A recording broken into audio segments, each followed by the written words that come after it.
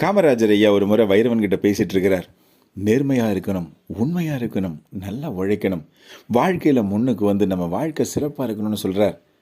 அப்போ வைரவன், உதாரணம் யாராவது நம்ம தமிழ்நாட்டில் இருக்கிறாங்களா ஐயான்னு கேட்க, சிஆர் தாஸ்ன்னு சொன்னார் காமராஜர் ஐயா கொஞ்சம் கூட யோசிக்காம. சித்தரஞ்சன் தாஸ், இவரோட காலம் 1870 1925 வரைக்கும். இவரை வங்காள தேசத்திலிருந்து வந்த ஒரு சிறந்த சுதந்திர போராட்ட வீரர். இவர் யாருக்கு அரசியல் குரு தெரியுமா?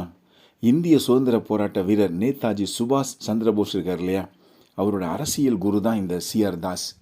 இவங்க அப்பா ஒரு பிஸ்னஸ் மேன், ஒரு தொழில் நடத்தினார். அந்த தொழில் நஷ்டமாகவே மஞ்சள் நோட்டீஸ் கொடுத்துட்டு இவங்க அப்பா இறந்துடுறார். அந்த கடனை அவரால் திருப்பி செலுத்த முடியல. சிஆர் தாஸ் கஷ்டப்பட்டு படித்து, வக்கீல் படிப்பு படித்து, வேலை பார்த்து நிறைய சம்பாதிச்சு ஒரு விளம்பரம் கொடுக்குறார்.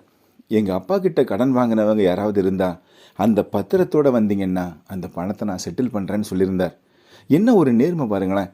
தன்னோட அப்பா இயலாமையினால் மஞ்சள் நோட்டீஸ் கொடுத்துட்டு இறந்துட்டாலும் அதை எப்படியாவது திருப்பி கொடுத்து அப்பாவோட பேரை கலங்கத்திலேருந்து துடைக்கணும், நேர்மையாக வாழணும்னு நினச்ச சிஆர் தாஸ் அந்த கடனை கொடுக்க முன் வந்தார். இன்றைக்கி நம்ம வாழ்கிற சமுதாயத்தில் யோசிச்சு பாருங்களேன். நேர்மை, நியாயம், நீதி எதுவுமே இல்லை.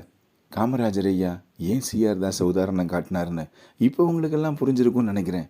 காமராஜர் ஐயா நல்ல மனுஷங்களை கை காட்ட ஒரு நாளும் தவறுனதில்லை, கெட்டவங்களை தண்டிக்கவும் தவறுனதில்லை. அதனால தான் அவரால் நடுநிலைமையாக இருக்க முடிஞ்சுது.